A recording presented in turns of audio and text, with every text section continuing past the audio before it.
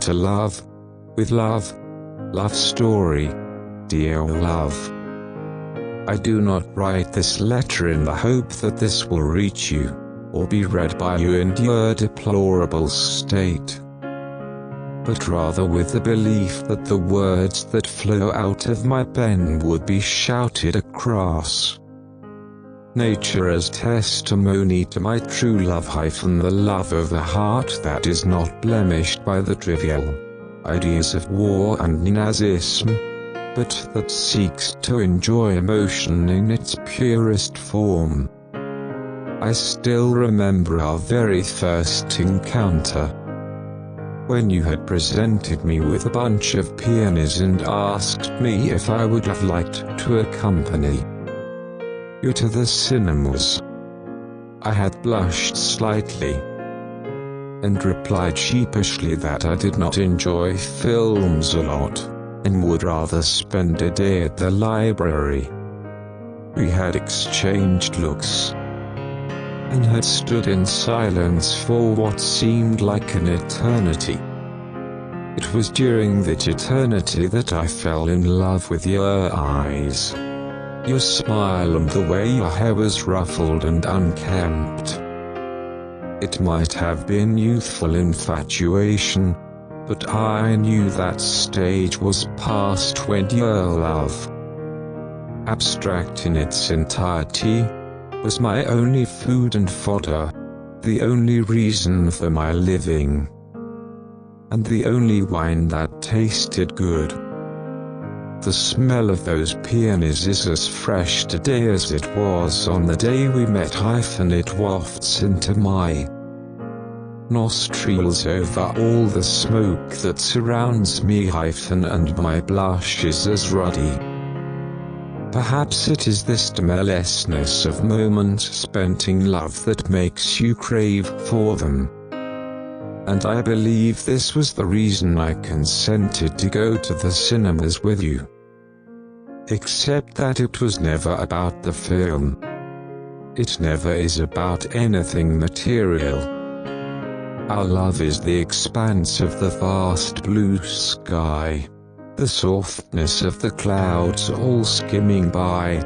It is in the chirping of the birds, in the sounds of nature, we find our words. I do not know if heaven exists, or if we will ever meet after our roles as citizens of the earth have elapsed. But I know one thing for sure. Regardless of whether we live for 100 years or die even before this war is over, our love will live on forever. It is not in the power of the mortal devils who have distanced us to obliterate so pure feeling, feeling that rests in the very recesses of Mother Nature. However, I cannot help but express a basic human desire, a wish that heaven really exists, so that I can consciously feel the security of your love once again, and allow myself to be wrapped in a warm embrace that I have been longing of late. I do not feel hatred towards the Germans who have been exterminating us Jews. Instead, I feel pity towards them.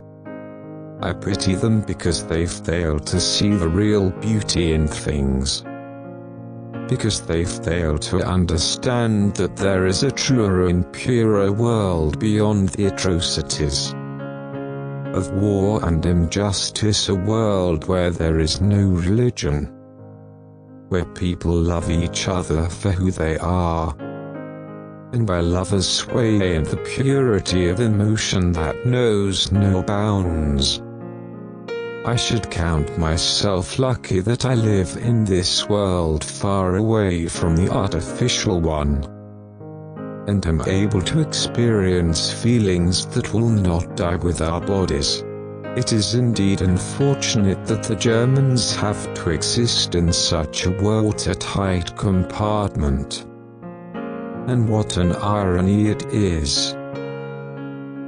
They try to put us into concentration camps without realizing that they are caught within the boundaries of irrational thought themselves.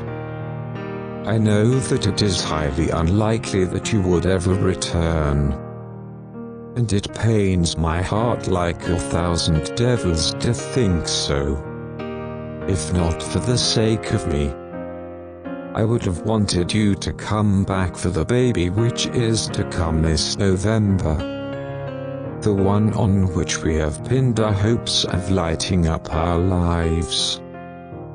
Despite all the transcendental thoughts that have been playing up in my head, I am a human being at last, and I tire of unrest very soon. I just wished things would turn back to their normal state.